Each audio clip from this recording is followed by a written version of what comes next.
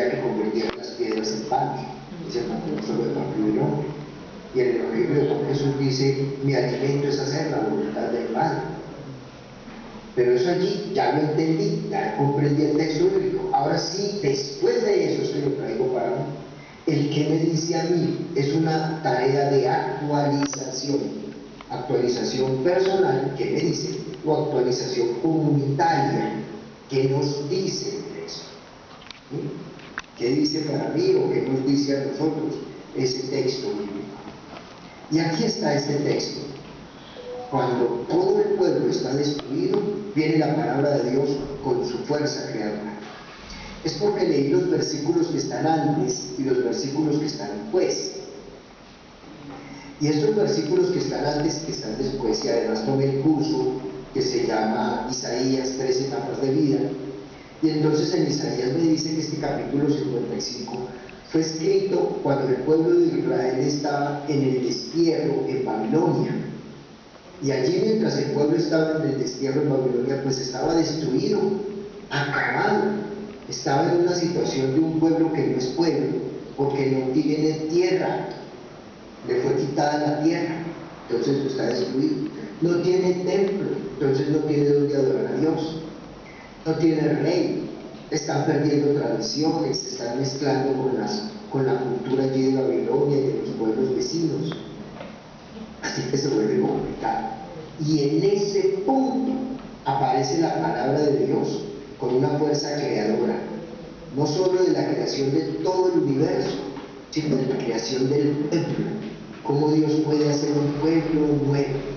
Así como en Génesis 1, del 1 hasta el 2:4a, que es todo lo que se llama el primer relato de la creación, cuando Dios dice, hágase, y se hizo, es porque está mostrando que la palabra tiene el poder de crear un pueblo nuevo. La palabra de Dios tiene el poder de crear un pueblo nuevo. La palabra de Dios tiene el poder de crear un universo nuevo. La palabra de Dios tiene ese poder de hacer todo nuevo. Lo dice así también en Apocalipsis 21:5.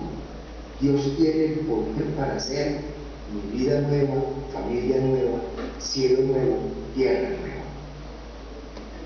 Entonces Dios tiene el poder de crear esos universos que tú desees, sean buenos o sean malos.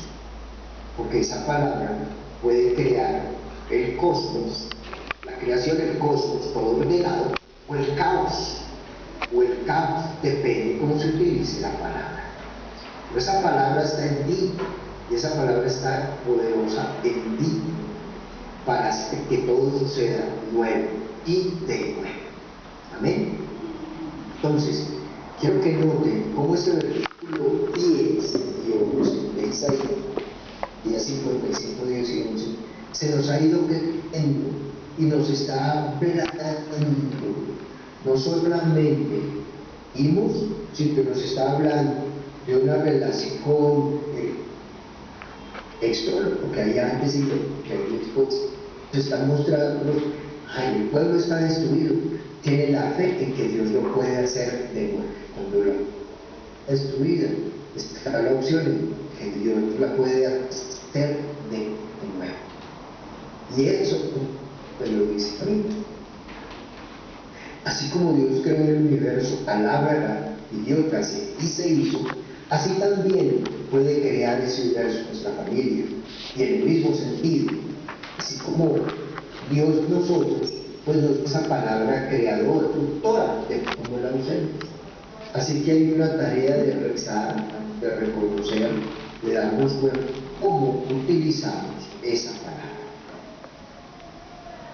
Y luego, la oración es, ¿qué me hace decirle el texto bíblico a Dios? ¿Qué me hace decirle ese texto? Que respondemos a Dios pues, con la oración.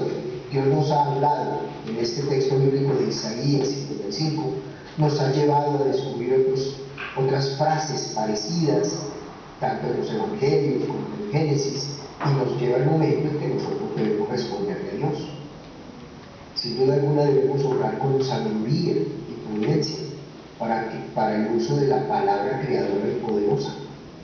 No podemos estar utilizando la palabra con la intención de dañar de destruir o de imponer nuestra propia posición. Tenemos que pedir al Señor que nos dé sabiduría y prudencia. Entonces nos toca acercarnos y decir algo así como esto: háganlo conmigo. Como que la palabra nos lleva a decirle: Padre Santo, tú eres el creador. Padre Santo, tu palabra crea todo, hace todo nuevo, bendice con abundancia.